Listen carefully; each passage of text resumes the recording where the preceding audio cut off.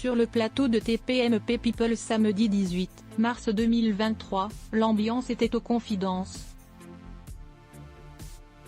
Alors que Mathieu Delormeau faisait passer une séquence d'Alexandra Lamy témoignant sur le plateau de 20h30 le dimanche, de son expérience du sexisme dans le cinéma, le débat a été lancé sur le sujet. L'animateur a alors posé la question des avances déplacées, éventuellement reçues par les membres du plateau.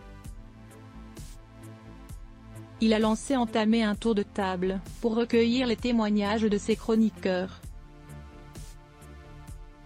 Lorsque le tour d'Isabelle Morini-Bosc est arrivé, la journaliste acquiesçait à la question sans sourciller. Stupéfait, Mathieu Delormeau l'a alors sommé d'en dire plus. On t'a vraiment demandé de coucher? Ça se traduisait comment? Raconte-moi, lui a-t-il demandé. Très souvent. Des producteurs, des journalistes, des chefs de service, a-t-elle assuré. Curieux de connaître le déroulé d'un tel événement, Mathieu Delormeau a alors insisté, mais ils te disent pas couchons ensemble. C'est plus fin que ça?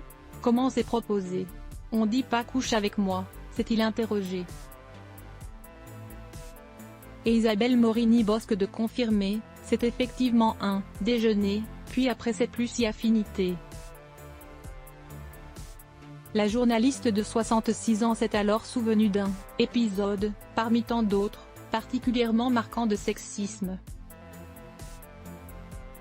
Celle qui a subi un terrible viol est revenue sur une anecdote pour moins déplorable lors d'un déjeuner professionnel il y a plusieurs années. J'ai même déjeuné avec un homme extrêmement important dont je ne dirai évidemment pas le nom.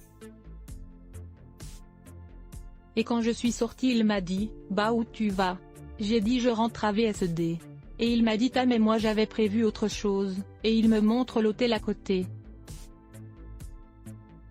Les yeux écarquillés de Mathieu Delormeau, la journaliste a poursuivi, moi j'éclate de rire, parce que je suis de cette génération où, on éclate de rire quand on ne sait pas quoi dire, je rentre à VSD, et j'avais repéré le nom de l'hôtel. J'appelle, et je dis vous avez une chambre réservée au nom de un tel? Ils me disent non. Je dis ah, et est-ce que vous avez une chambre réservée au nom de Morini-Bosc? Et ils me disent oui. De quoi rendre bouche bée ses collègues de plateau, avant de conclure, le mec en plus, il avait réservé une chambre à mon nom.